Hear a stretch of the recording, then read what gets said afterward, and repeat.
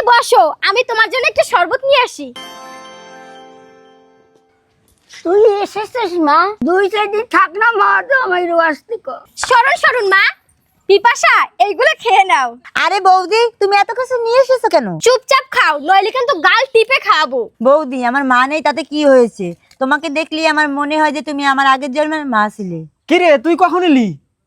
এই শোনো না, বোন এসেছে। বোন না খাসির মাংস খেতে ভালোবাসে, তুমি বাজার থেকে 2 কেজি খাসির মাংস নিয়ে এসো। তোমার ননদ তুমি এই খাসির মাংস খাও, আমি কেন খাওয়াবো?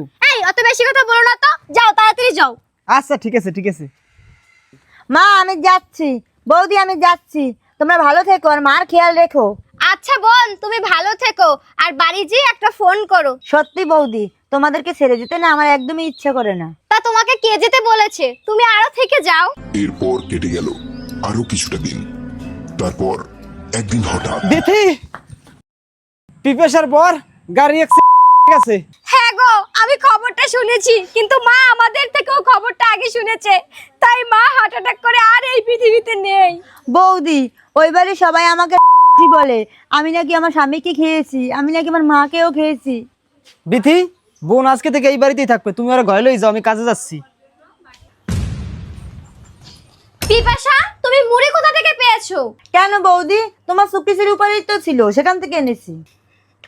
পিপাসা, তোমার একটা কথা বলি, কান খুলে শোনো। আমার কোনো জিনিস আমার পারমিশন ছাড়া তুমি আর হুটহাট করে ধরবে না। আর একটা কথা শোনো, মেয়ে মানুষ একটু খাই খাই কম করো। কি ব্যাপার, এখানে এটা কে আনলো? বৌদি, আমি একটু মেখেছিলাম। কেন? এইটা মুখে মেখে মুখটা সুন্দর করে আমার নতুন প্রেমিক খুঁজতে হবে নাকি? নিজের বরটাকে তো খেয়েছিস, এবার আমার সংসারটাও খাবি নাকি? বিথি, ওগো, তুমি কাজ করে চলে এসেছো? দাঁড়াও, আমি এক্ষুনি আসতেছি। কি হয়েছে গো, তুমি আমাকে ডেকেছো? কেন মেরেছি জানো?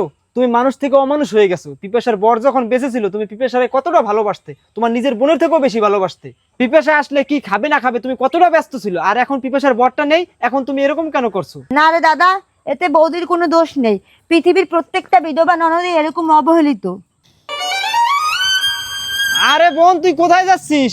দাদা, ডেড বডি এখানে পড়ে থাকলে তোদের পুলিশে ধরবে, তাই আমি চলে যাচ্ছি। হ্যাঁ, তুই পাগল হয়ে গেছোস? আর কাস না দাদা, এতক্ষণে দাপটে কিডনি টিডনি সব নষ্ট হয়ে গেছে।